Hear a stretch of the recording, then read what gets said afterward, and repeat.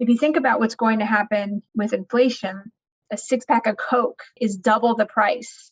And all these costs, we hear milk, we hear paper products and so on. But if you hear these things, it's really going to get you to think like, wait a minute, that is going to have an impact on the hospitals. The Americans, the households are spending $175 more now per month for the same items they did previously. How does that $175 example compare to what a hospital is going to increase? It's going to be big.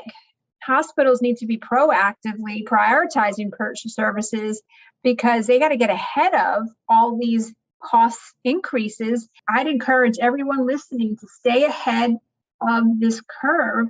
This curve is not a good curve, and it's prioritizing all of your purchase services because you're going to see the impacts of inflation on service spend. Welcome to the Healthcare Leadership Experience, a place where healthcare leaders will share proven strategies and innovative approaches to leading the clinical and business side of healthcare. This show is sponsored by VIE Healthcare Consulting, who has proudly helped hospitals save over $700 million in non-labor costs since 1999. Here's your host, Lisa Miller, founder and CEO of VIE Healthcare. Hi, welcome to the Healthcare Leadership Experience. I'm Lisa Miller. And today we are going to be speaking with Rich Dormer about prioritizing purchase services. This is such an important topic. We happen to talk a lot about purchase services for a lot of reasons, but particularly because of our approach, which is line item detail focused. And it's very unique to VIE. We don't look at aggregate data, monthly data. We look at invoice granular data, and we have patented technology that allows us to extract those invoice details and to analyze and benchmark and put together a cost savings opportunity by line item detail, fully automated. So we love this topic because our clients are achieving results that they can't achieve anywhere else just by the nature of our approach, which again is invoice line item detail level, the same as you would do for any other spend because you would have that on the PO detail report. So today, we're going to talk about why you should prioritize purchase services. So Rich, welcome. So my first question to you is, why do healthcare executives need to prioritize purchase services now more than ever? Thank you for having me on, Lisa. And with my role as Chief Operating Officer at VIE Healthcare, I work with, as you know, all the projects and initiatives with each and every one of our clients that we have throughout the country. We see the trends, we see what people are working on. And while there's still cost savings opportunities with physician preference items and med surge items, the greatest area of opportunity still remains with purchase services. The reason is it's more challenging. And it's just like if the more challenging something is, the more sensitive, the more complex something is, that's going to offer the best opportunity because it's harder to do. It's not clear cut. It's not just one thing. There's multiple layers. There's multiple reasons why, the cost structures and all the things that support it. When we look at three areas of a breakdown of purchase services and why, again, from a challenge standpoint, is the availability of data. So you're looking at running a report on spend for a specific vendor or initiative or type of category. You're not going to get the real line item detail. So a lot of the information is trapped on the invoices. And a lot of times the invoices don't even detail all the costs and they just have one number on there. So that's one reason why purchase services are very difficult and challenging to work on. The other one is that, and I mentioned before, a lot of them have these complex contracts. So there's bundled rates, there's things that are tied together. There's these gray areas that are in the contracts that are eventually put onto the invoices. And a lot of times it's depending on the volume of invoices, it's hard to match up. And a lot of times people don't even have the contract to actually process the invoices. So that we see a lot of challenges just understanding the contract and understanding where the invoices are and to actually make sure that it's accurate. And then a big part of a lot of the purchase services is that these are outsourced agreements. So a lot of times the hospital health systems are working side by side with representatives from these companies, these vendor partners. So be it physician groups or rev cycle side or support services.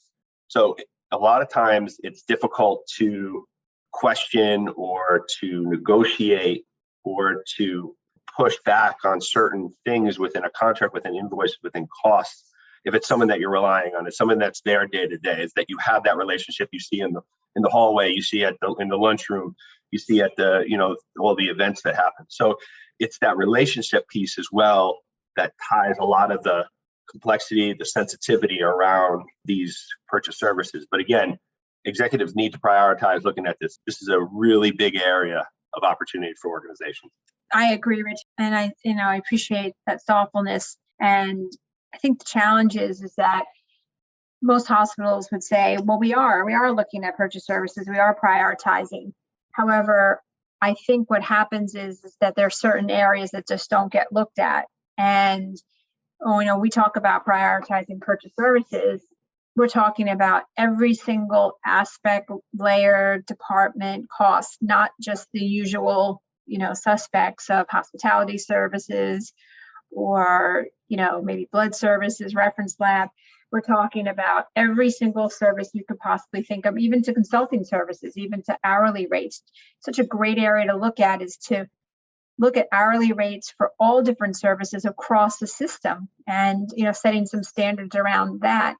Looking at rev cycle, IT, clinical purchase services, outsourced physician services. We're one of the few companies, if really anyone is out there, not just benchmarking outsourced physician agreements, but being able to review those complex P&L statements, being able to, again, benchmark, look at contract compliance, look at rates, and really help a hospital put together a fair agreement, fair for the physicians, those outsourced physician services like ER, radiology, but fair to the hospital. There's a lot of requests for subsidies, and these subsidy requests are going up.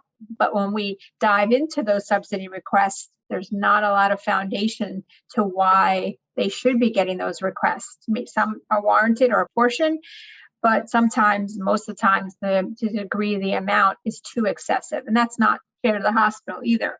So I think when we talk about prioritizing, we're saying prioritize everything. Do a suite. Do one complete assessment of all your purchase services. Get a provider that can help you with all aspects. You don't want 10 people looking at different departments, but have somebody who has complete expertise. So I agree on that. And if you think about what's going to happen with inflation, I wanted to have these numbers for this podcast today. I didn't have a moment to do the research because I heard it on the radio, but something like a 6-pack of Coke, right, is double the price. And all these costs, we hear milk, we hear paper products and so on. But if you hear these things like potato chips are double, like Pringles or things like that, it's really going to get you to think like, wait a minute, that is going to have an impact on the hospital. The Americans are now, the households are spending $175 more now per month for the same items they did previously. How does that $175 example, how does that weigh or compare to what a hospital is going to increase? So it's going to be big. And so hospitals need to be proactively prioritizing purchase services because they got to get ahead of all these cost increases that probably, a lot of them are legitimate. Again, I think it was Procter & Gamble, I forget who has to budget an additional $2.1 billion into their margin, whether it's logistics, all these different aspects. And guess who's going to pay for that? The consumers have to pay for that. And so how is a hospital going to have to pay for those increases? So those are legitimate. But there are purchase services agreements where those rates are not competitive or things are not being utilized or you can standardize. And I'd encourage everyone listening to stay ahead of this curve. This curve is not a good curve, and it's prioritizing all of your purchase services because you're going to see the impacts of inflation on service spend. So Rich, the next question, what processes need to be put in place to do this? Great question, Lisa. From a high level standpoint, we need first and foremost a report, a categorization of all the vendors, services, spend for the organization. We break them down to 6 categories, 6 purchase service categories: clinical purchase services, facilities and support services, finance, HIM, rev cycle, biomed, repair, service and maintenance, IT, telecom, telehealth, and then administrative and HR. So once you have that picture, which a lot of, we see this is very common. We've always historically done this for our clients. We come and we get their AP spend report, we categorize their spend, and so we give it back to them. There's some other companies out there that charge for this. We basically do it as part of our setup because it's the first step, right? So then the next step, which is the most important, once you start to see, where do we want to look at, either from a vendor standpoint or a category or initiative standpoint, is we want to look at the invoice details, and we want to compare the invoice details to the contract. Now, this is a big step that a lot of people miss. The second one is those end user conversations. We want to understand what's the history, what's the challenges, what are we not seeing in the data, because they're the ones that are living it day by day. They know all the little issues that are happening, all the little gaps that are in the service, which you wouldn't see in the data. So I think those are two big critical steps that a lot of people miss, because a lot of people go to this next step, which is benchmarking, right? So they go to what's the vendor, what's the benchmarking, and they miss this whole invoice to contract comparison analysis, and then also that end user feedback, because it's so critical when dealing with some of these complex purchase services.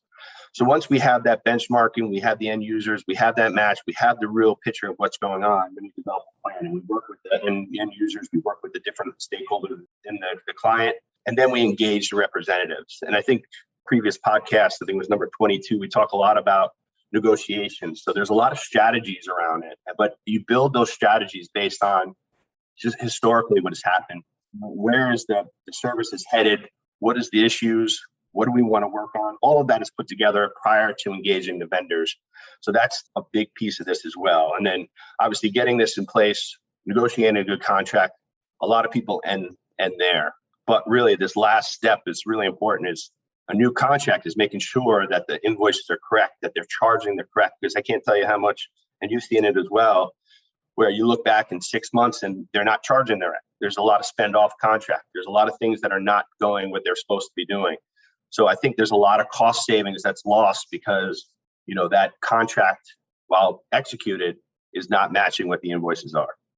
So the next area I want to talk about are some modern strategies for CFOs to consider right now. And I'm going to start this off. I know, Rich, you've got an answer to this, but some modern strategies.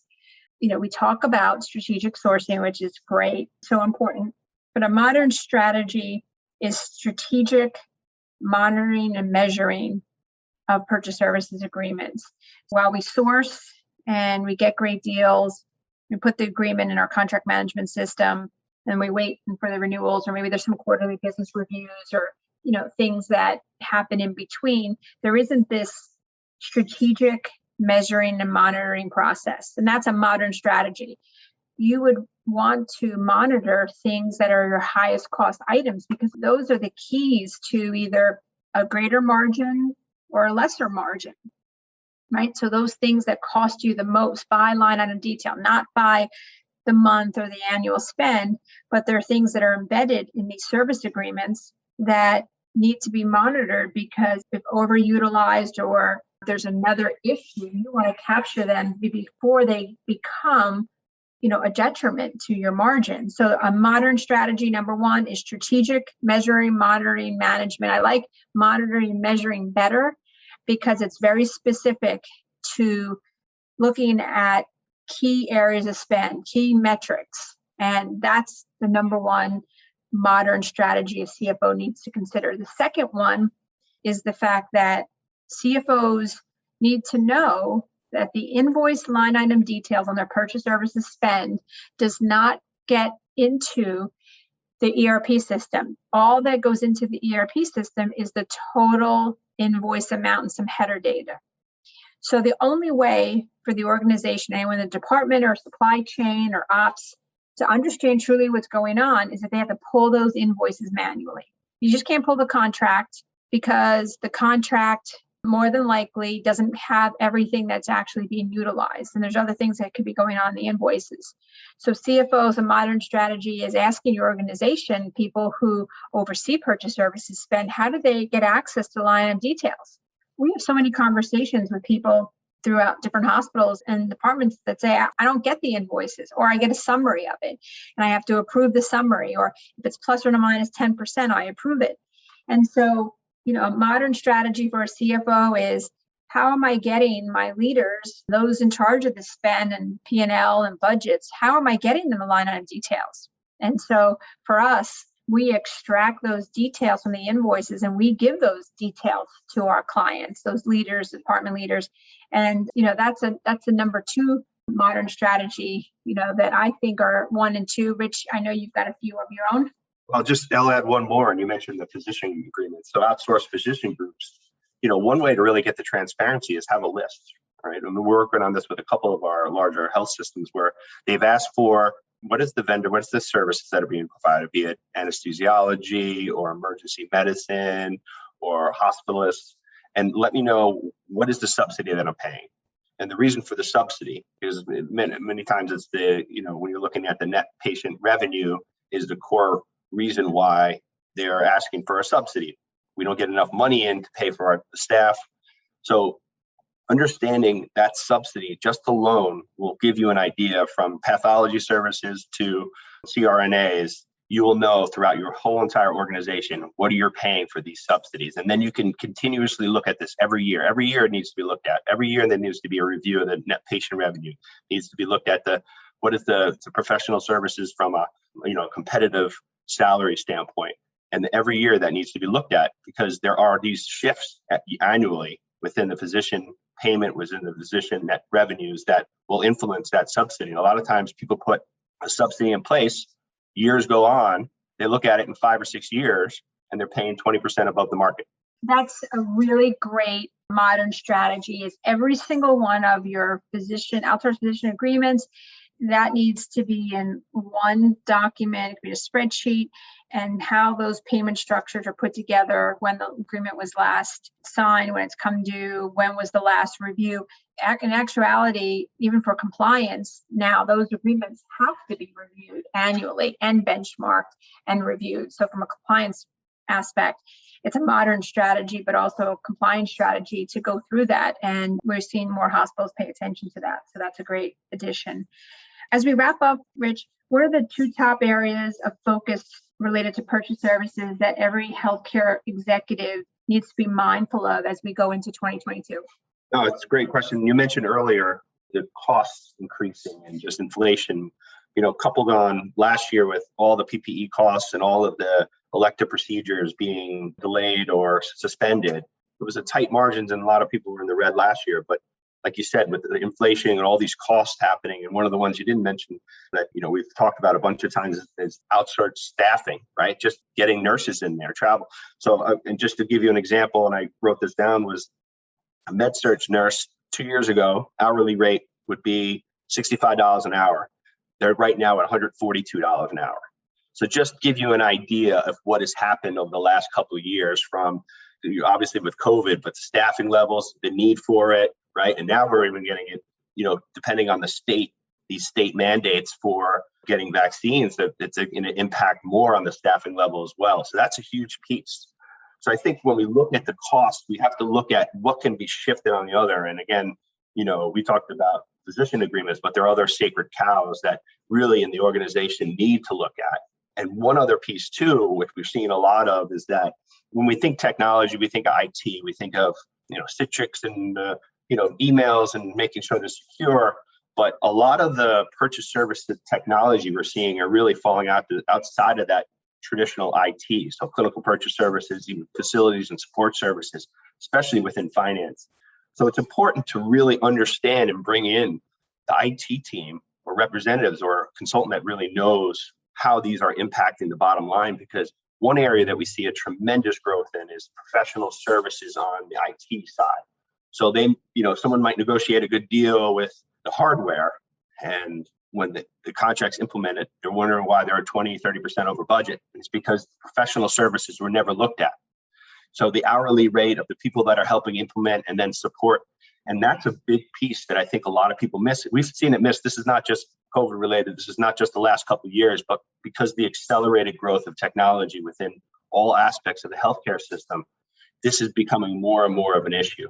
So I think that's a real big piece that people need to take an eye on. And every contract that comes through, we need to understand what's the technology, what's the impact, how do we look at this, how do we safeguard against it? Because not only from a professional service, but we also see that traditionally IT, they overspec, right? They say, here is this is your current state. This is what you're expected to grow to. So we're going to put this proposal on this contract based on what you're expected to grow to. And the traditional core IT folks would look at that, and they've, some really sharp skilled are negotiating that. But when you start to look at other areas of the organization that's not used to dealing with it, some clinical purchase service, the CNO is dealing with a company that's dealing on this on the technology side. They don't know the nuances of this, and they don't see it impacted the bottom line. So that's really a big area that we're seeing that needs to be focused on as well. The financial clauses section of a purchase service agreement is probably one of the least known, least talked about, least analyzed part of purchase services agreements. Invoice data, line of detail is key, but these financial clauses really become a massive problem for hospitals. So we've seen all kinds of financial clauses, even clauses that say, we won't sell to your competitors, but to do that, we're going to charge you several $100,000 a year not to sell to your competitors. And that's really price prohibitive. But what happens is it gets embedded in the contract. And if you don't send in a notice, then it automatically activates. And that's really a problem. Interesting about the med-surg nurse, we were having a conversation, I don't know if you remember, with Brian, and he was saying that AMN stock, because their staffing company has skyrocketed. I think their stock is double. They're paying dividends now. They're, staffing company. And he had mentioned how that changed before COVID and then now through COVID and the stock has soared. That's an indicator of what you said is a $65 med-surg nurse going to $142 an hour. But there's still things that hospitals can do. They just don't have to accept that. There's strategies to deploy. So, Rich, thank you. I have started to wrap up our book on the topic. Now, we're tackling this from a couple different angles. I have my own purchase services book, and we're also bringing in a few people from VIE to have a supplemental edition. But the reason why I decided to write a book on purchase services is just there's a lot of information out there that's really not getting to the CFOs. Like, for instance, the invoice line item details. Like, for instance, because we have a dashboard, we bought a dashboard, companies who say they can do this work and who've been brought on to do this work, but yet they only can do partial of the work and they can't do a lot more of the real complex areas, or just frankly, the bad advice that's being given. And we've seen a lot of bad advice. Ratio benchmarking is bad advice. Taking your purchase services spend for a given category, dividing it by the number of beds or outpatient visits, and comparing to another hospital is bed size to that purchase service spend is bad advice. And unfortunately, that advice is going up to the C-suite and it's harmful. What's happening is either that they're not obtainable cost savings opportunities, or they are cost savings opportunities, but are being missed because somehow or another that ratio benchmarking has shown there's no opportunity. So I wrote this book because I am so frustrated with all of the bad advice and approaches that are being given, and the hospitals think that they have reviewed these areas, and yet we come in and we see it completely differently, and we're uncovering more opportunities in those areas that were previously looked at, and then all these areas that never were looked at, never thought to look at. I'll give you one example is the patient information, right? It's called request for information.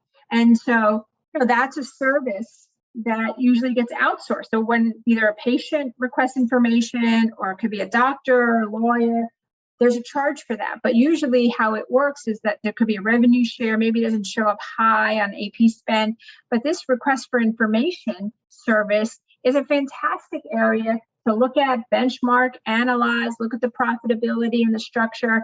And yet, we're bringing this a new opportunity to our hospitals. And they're like, well, we never thought about that. And there's lots of areas where hospitals may be thinking, they've never looked at this. This is probably a good area to look at. So that's why I wrote the book. Thank you, Rich, for being here. And I encourage everyone to listen to our previous show about healthcare analytics and our next episode on healthcare supply chain. And that will be with Brian over from our team. So we've got other episodes on purchase services in the beginning of our podcast. I believe it's episode 3 or 4. I welcome you to listen to those. And if you have any feedback, suggestions, or people who you would like to have on the show, please let me know. Thank you, everyone. Look forward to our next discussion. Hi, this is Leah. You are listening to my mom's podcast, The Healthcare Leadership Experience. Hi, this is Fernando. If you would like to speak with my mom, just email her.